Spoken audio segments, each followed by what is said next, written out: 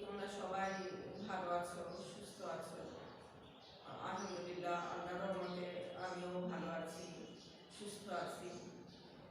তো বিগত ক্লাসে আমি তোমাদের সমাজবিজ্ঞান প্রথম পত্রের তৃতীয় অধ্যায় নিয়ে আলোচনা করেছিলাম।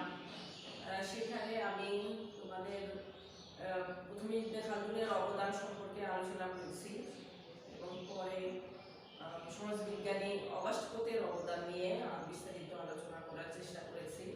আশা করি তোমরাও সবাই বুঝতে পেরেছ। তো আজকে আমি তৃতীয় অধ্যায়ের সমাজবিজ্ঞান প্রথম পত্রের তৃতীয় অধ্যায়ের অন্যান্য সমাজবিজ্ঞানীর অবদান নিয়ে আলোচনা করার চেষ্টা করব। প্রথমে আমি সমাজবিজ্ঞানী হারবার্ট স্পেন্সারের অবদান নিয়ে আলোচনা করব, এখানে সংক্ষিপ্ত আলোচনা করার চেষ্টা করব। প্রথমে জন্ম পরিচিতি দেখো, তোমরা সবাই খেয়াল করো। হারবার্ট স্পেন্সার 1820 সালের 27 এপ্রিল ইংল্যান্ডে জন্মগ্রহণ করেন। ইংল্যান্ডে তোমাদের সবগুলো সমাজবিজ্ঞানের জন্মসাল এবং জন্মস্থান মনে রাখা দরকার। তোমাদের সৃজনশীল 1 নম্বর কোশ্চেন এবং বহু নির্বাচনীতে আসার সম্ভাবনা থাকে। এরপর অবদান সমূহের মধ্যে কি কি রয়েছে আমরা দেখি। হারবার্ট স্পেন্সারের প্রধান দুটি তত্ত্ব হলো, হারবার্ট স্পেন্সারের অনেকগুলো তত্ত্ব রয়েছে, তার মধ্যে প্রধান দুটো তত্ত্ব নিয়ে আমি আলোচনা করব। প্রথমে সামাজিক বিবর্তনবাদ তত্ত্ব, তারপর 2 নম্বরে জৈবিক সাদৃশ্যের তত্ত্ব। এখানে সামাজিক বিবর্তনবাদ তত্ত্বে উনি বিবর্তন বলতে এখানে পরিবর্তনের কথা তোমরা ভেবে নিতে পারো। বিবর্তন বিষয়টা পরিবর্তনের সাথে অনেকটা সামঞ্জস্য রয়েছে, তবে বিবর্তন অনেক সময় নিয়ে, অনেক যুগ ধরে, অনেক বছর ধরে পরিবর্তিত হতে হতে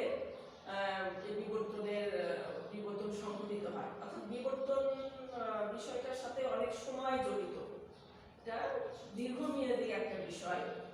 তো পরিবর্তনটা যদি দীর্ঘমেয়াদী হয় তাহলে এখানে আমরা বিবর্তন বলতে পারি। তো হারবার্ট স্পেন্সার এই বিবর্তন নিয়ে একটা তত্ত্ব দিয়েছেন। উনি এই তত্ত্ব দ্বারা স্পেন্সার বিভিন্ন সমাজের অগ্রগতি বা পরিবর্তনকে ব্যাখ্যা করেছেন। তিনি সমাজের অগ্রগতি বা পরিবর্তনকে এভাবে ব্যাখ্যা করেছেন, যেমন তিনি বলেন, মানব সমাজ সহজ সরল অবস্থা থেকে জটিল অবস্থায় রূপান্তরিত হয়। অর্থাৎ সৃষ্টির শুরুতে মানব সমাজ এখনকার মতো এত জটিল ছিল না। শুরুতে যেমন আমি এখানে আদিম সমাজের কথা উল্লেখ করেছি, যে আদিম সমাজ ছিল সহজ সরল অবস্থা। আদিম সমাজের মানুষরা সমাজ ব্যবস্থা অনেক সহজ সরল ছিল, কিন্তু আস্তে আস্তে বিবর্তিত হতে হতে বর্তমান আধুনিক যুগে বা জটিল অবস্থায় আমরা এসে পৌঁছেছি। আর 6 নম্বর, সামরিক ও যুদ্ধভিত্তিক সমাজ ক্রমে শিল্প সমাজে রূপান্তরিত হয়।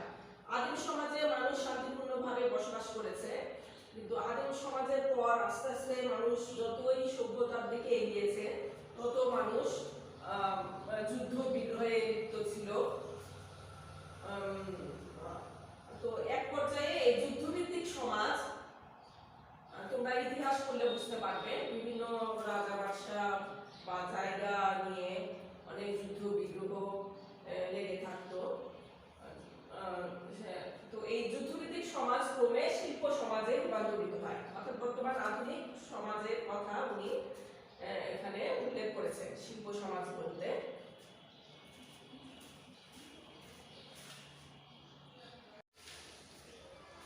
হারবার্ট স্পেন্সারের আরেকটি প্রধান তত্ত্ব হচ্ছে জৈবিক সাদৃশ্যের তত্ত্ব। জৈবিক বলতে এখানে জীবের সাথে বা জীবদেহের সাদৃশ্যের কথা বলা হয়েছে। স্পেন্সারের এই তত্ত্ব অনুযায়ী সমাজের বিবর্তন হয় জীবদেহের বিবর্তনের মতো, জীব জগতের বা জীবদেহের বিবর্তনের মতো। অর্থাৎ সমাজের পরিবর্তন বা বিবর্তনকে উনি জীব জগতের সাথে তুলনা করেছেন বা জীবদেহের সাথে তুলনা করেছেন। তিনি মনে করেন প্রত্যেকটি সমাজ হলো এক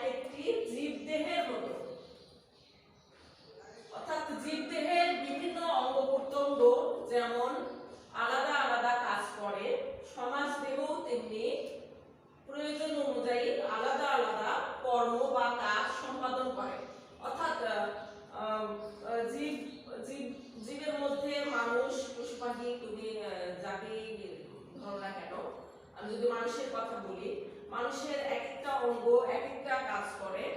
তো এই জীবদেহের এক একটা অঙ্গের সাথে উনি সমাজ দেহকেও তুলনা করেছেন, অর্থাৎ সমাজেও প্রয়োজন অনুযায়ী আলাদা আলাদা কাজ সম্পাদন করা হয়।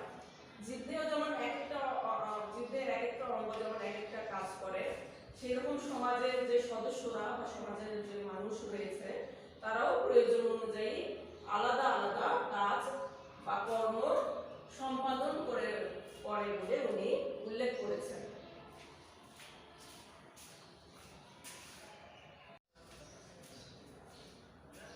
শিক্ষার্থী, এখন আমি সমাজবিজ্ঞানী এমিল ডুরখেইমের অবদান নিয়ে আলোচনা করব। প্রথমে সমাজবিজ্ঞানী এমিল ডুরখেইমের জন্ম পরিচিতি তোমরা খেয়াল করো। উনি 1858 সালের 15 এপ্রিল ওনার জন্ম। স্থান হচ্ছে ফ্রান্সের লরেন প্রদেশে উনি জন্মগ্রহণ করেন। তো আজকে আমি এমিল ডুরখেইমের শ্রম বিভাজন তত্ত্ব কি, এখানে তোমাদের এই কোশ্চেনটা করতে হবে। শ্রম বিভাজন তত্ত্ব কি বা শ্রম বিভাজন কি, যেটাই আসে এটা তোমাদের সৃজনশীল 2 নম্বর কোশ্চেনে আসে। এই প্রধান দুইটা তত্ত্ব নিয়ে আমি এখানে আলোচনা করব। প্রথমে হচ্ছে শ্রম বিভাজন তত্ত্ব।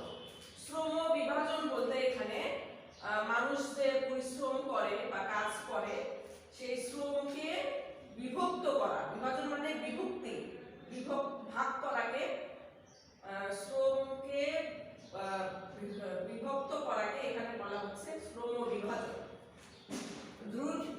সমাজবিজ্ঞানী ডুরখেইম বলেন, সমাজস্থ মানুষের পক্ষে জীবন ধারণের কাজসমূহ একা করা সম্ভব নয়। অর্থাৎ আমরা যে সমাজে বসবাস করি, সেই সমাজে বসবাসকারী মানুষের পক্ষে একার পক্ষে সব ধরনের কাজ করা সম্ভব হয় না। তাই বিভিন্ন ব্যক্তি ভিন্ন ভিন্ন কাজ করে থাকে এবং এভাবেই তৈরি হয় সমাজে শ্রম বিভাজন। শ্রম বিভাজন কি, এটা আসলে তোমাদের এইভাবে সংজ্ঞাটা লিখতে হবে। তাহলে সমাজে যেহেতু একজন মানুষ সব কাজ করতে পারে না, এই জন্য সমাজের বিভিন্ন মানুষ বা বিভিন্ন ব্যক্তি ভিন্ন ভিন্ন কাজ করে থাকে, এটাকেই বলা হচ্ছে শ্রম বিভাজন। তিনি এই সমাজের শ্রম বিভক্তির দিক থেকে 2 ধরনের সংহতির কথা বলেছেন। 2 ধরনের সংহতি বা শৃঙ্খলা, শ্রম বিভক্তির ক্ষেত্রে উনি 2 ধরনের সংহতির কথা বলেছেন। একটা হচ্ছে যান্ত্রিক সংহতি আর একটা হচ্ছে জৈবিক সংহতি।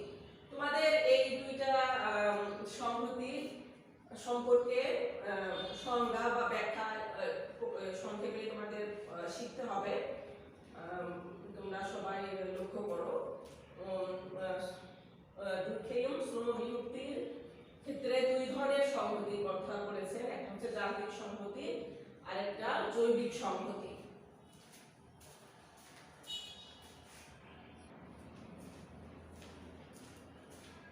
এমিল ডুরখেইম শ্রম বিভক্তির 2টা সংহতির কথা বলেছেন। প্রথম সংহতির নাম হচ্ছে যান্ত্রিক সংহতি, অর্থাৎ এই সংহতির সাথে উনি যন্ত্রের মিল পেয়েছেন।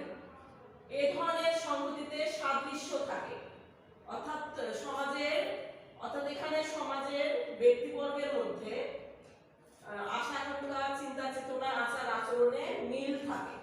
অর্থাৎ সমাজে যেসব মানুষ বা ব্যক্তি বসবাস করে, এই যান্ত্রিক সংহতিতে তাদের চিন্তা ভাবনা, আচার আচরণে মিল থাকে। উনি উদাহরণ হিসেবে এটি আদিম সমাজে দেখা যায় বলে উনি উল্লেখ করেছেন এবং এই সমাজে শ্রম বিভাজন ছিল না বা শ্রম বিভাজন দেখা যায়নি। অর্থাৎ যান্ত্রিক সংহতিটা আদিম সমাজে উনি ছিল বলে উনি উল্লেখ করেছেন। একটা যন্ত্রের কোনো একটা অংশ যদি নষ্ট হয়ে যায় তাহলে পুরো যন্ত্রটাই অকেজো হয়ে যায়। তো এইরকম উনি মনে করেছেন যে আদিম সমাজেও প্রতিটা মানুষের সাথে চিন্তা চেতনার, আচার আচরণ, আশা আকাঙ্ক্ষার মিল ছিল। তারা সবাই একত্রে বসবাস করত এবং বিপদে আপদে একত্রে সবাই সবার সমস্যাগুলো সমাধান করত। তো এই কারণে বলেছেন যে সামাজিক সংহতি বা শৃঙ্খলা আদিম সমাজে বেশি ছিল বলে উনি উল্লেখ করেছেন। এবং এই সমাজে কোনো শ্রম বিভাজন ছিল না, অর্থাৎ শ্রমকে বিভক্ত করা। আমরা আধুনিক যুগে বা সমাজে দেখতে পাই এক একটা কাজ এক একটা মানুষ করে, এক একজন ব্যক্তি করে। তো এই শ্রম বিভাজনটা আদিম সমাজে ছিল না বলে উনি উল্লেখ করেছেন।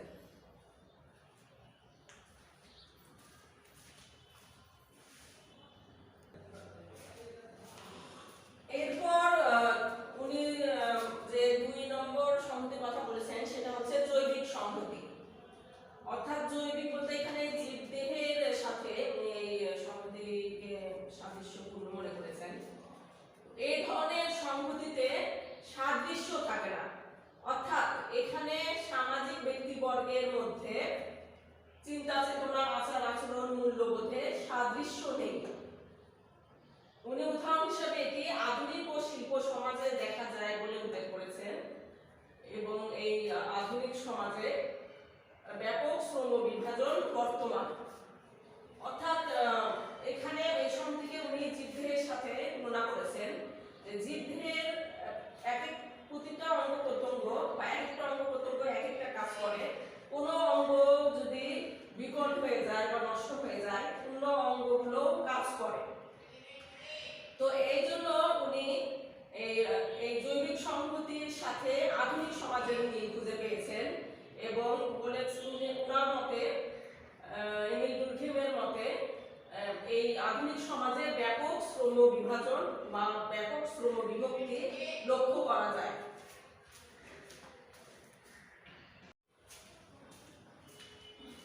এখন আমি সমাজবিজ্ঞানী এমিল ডুরখেইমের আত্মহত্যা তত্ত্ব সম্পর্কে আলোচনা করব।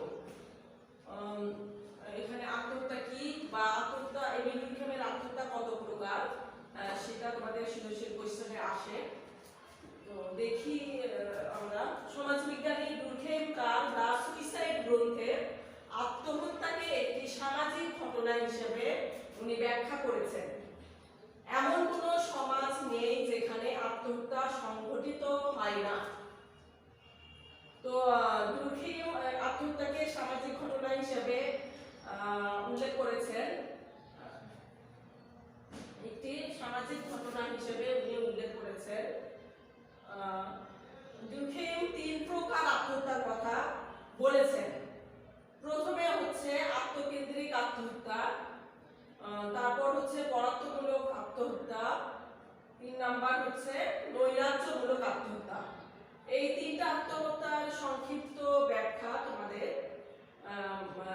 করতে হবে, যেহেতু এটা সৃজনশীল কোশ্চেনে আসে। ডুরখেইমের আত্মহত্যা কত প্রকার, কি কি, এই জন্য এই 3টা আত্মহত্যা সম্পর্কে তোমাকে ব্যাখ্যা করতে হবে।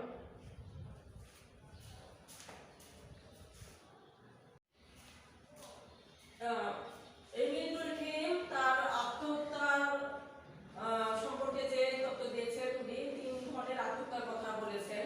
প্রথম আত্মহত্যার নাম হচ্ছে আত্মকেন্দ্রিক আত্মহত্যা।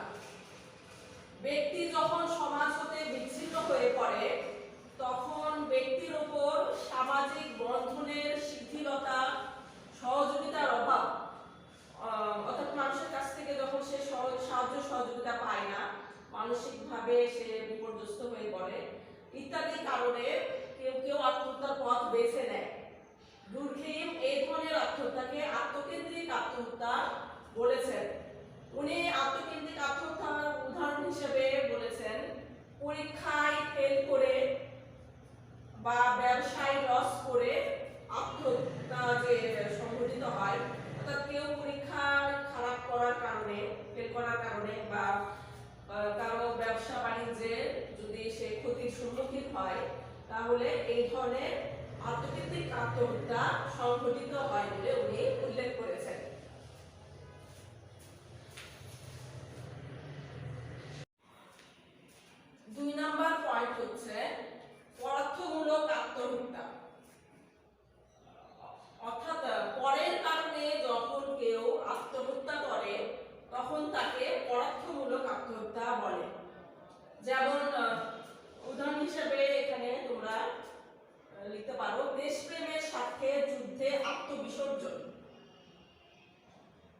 তারপর স্বেচ্ছায় সহমরণ, আগে সহমরণ প্রথা ছিল বা সতীদাহ প্রথা ছিল।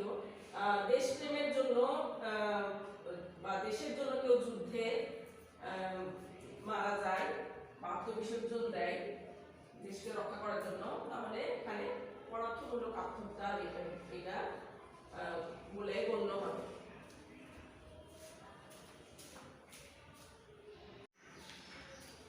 এরপর 3 নাম্বার পয়েন্ট হচ্ছে নৈরাজ্যমূলক আত্মহত্যা। দুর্খেমের মতে যেসব সমাজে অর্থনৈতিক সংকট মারাত্মক আকার ধারণ করে সেসব সমাজে নৈরাজ্যমূলক আত্মহত্যা ঘটে।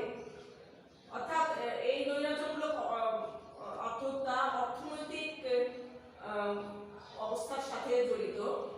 অর্থনৈতিক অবস্থা ভালো হলে কিংবা খারাপ হলে কিংবা অর্থনৈতিক মন্দা দেখা দিলে এই নৈরাজ্যমূলক আত্মহত্যা বেশি সংঘটিত হয়। যেমন আইন শৃঙ্খলার চরম অবনতি হলে, একটা দেশের আইন শৃঙ্খলা যদি অবনতি হয়, আইন সঠিক বিচার না হয়, জনগণ যদি সঠিক বিচার না পায়, আবার অর্থনৈতিক মন্দা শুরু হলে, অর্থনৈতিক সমস্যা বা অর্থনৈতিকভাবে অনেকেই ক্ষতিগ্রস্ত হলে এই ধরনের নৈরাজ্যমূলক আত্মহত্যা সংঘটিত হয়। শেষে এই 3 প্রকার আত্মহত্যার শেষে ব্যাখ্যার শেষে এইভাবে দুর্খেম বলেছেন যে অর্থাৎ দুর্খেমের মতে আত্মহত্যা সামাজিক সংহতি কম বা বেশি হওয়ার কারণে ঘটে থাকে। দুর্খেম আত্মহত্যাকে সামাজিক সংহতির সাথে সাদৃশ্যপূর্ণ করেছেন। অর্থাৎ সামাজিক শৃঙ্খলা, একটা সমাজের সামাজিক শৃঙ্খলা কম বা বেশি হয়ে গেলে এই ধরনের আত্মহত্যা বেশি সংঘটিত হয়। একটা সমাজে এই ধরনের আত্মহত্যা সংঘটিত হতে পারে। তো শিক্ষার্থী, আজ এই পর্যন্তই। আমি এখানে দুজন সমাজবিজ্ঞানীর তত্ত্ব নিয়ে আলোচনা করেছি। এই তত্ত্বগুলো সম্পর্কে তোমরা বাসায় ভালোভাবে শেখার চেষ্টা করবে, আর তোমরা ভালোভাবে পড়াশোনা চালিয়ে যাও এবং সুস্থ থাকতে হবে, আমাদের শরীরের দিকেও নজর রাখতে হবে। তো আজ এই পর্যন্তই। আল্লাহ হাফেজ।